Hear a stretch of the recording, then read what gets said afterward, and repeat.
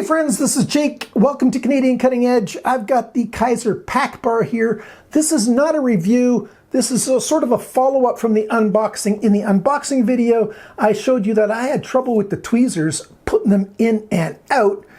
Well, I've solved that problem, and I'll show you how I did it. So keep watching.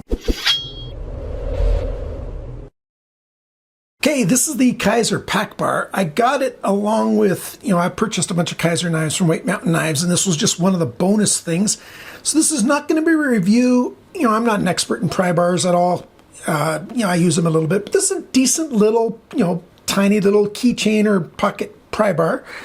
And it comes with, a toothpick stick, and it comes with these little tweezers. Now, when I unboxed it, you saw that I had trouble with these tweezers in that they were very, very hard to get out, and they're really hard to get in. And I was thinking, if you look at the toothpick, it's not very thick here, and I was thinking that it's something to do with the thickness of that space there to get it in. And it's not. I figured out that it's the width. Now, these two pieces riveted together, they're too wide, and it pinches, and the metal's starting to fray here already. And so I'm just going to make it more narrow. So I've got some sharpening stones, and I'm just going to work at, taking off some steel from the side of this, also getting rid of that burr that's on there. And I'll just do this for a while. These are just some diamond stones that I have.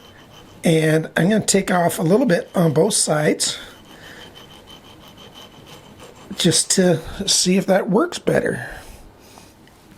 Okay, I'm back. I've got several stones, and I just, after I got it the right size, I just took a couple finer grits. You can see some of the metal dust there on my finger. And, I was just sliding it back and forth, and I was rotating it, back and forth, not this dramatically, but just a little bit back, so it's rounded, so there's no burrs or nothing on there. And now, I'll put it this way, goes in just fine, comes out just fine, but it stays in. It's got enough friction in there, it's not going to fall out, it's holding in there just fine. So if you ended up getting one of these, and yeah, I like having them that way. There, focus, there you go. See, the hook's out this way on the titanium side. I prefer it that way over the hook up here, because it sticks out further than the G10, and it can accidentally catch easier that way. So I have it that way, but yeah, now it works just fine. So if I keep this, or if I gift this on to somebody else, they're going to have a pry bar that has the removable tool that works.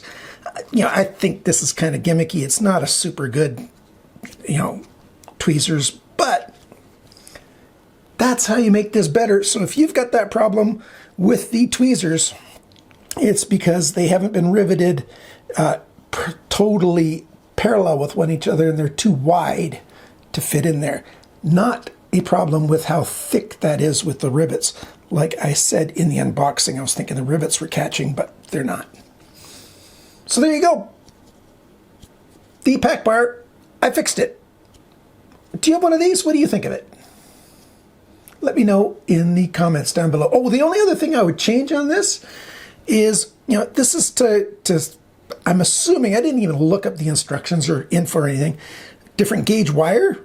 They should have written on there what gauges those are. Is it a decent tool? Yeah, it's a decent tool. Thanks for watching. Thanks for liking, sharing, commenting, and subscribing.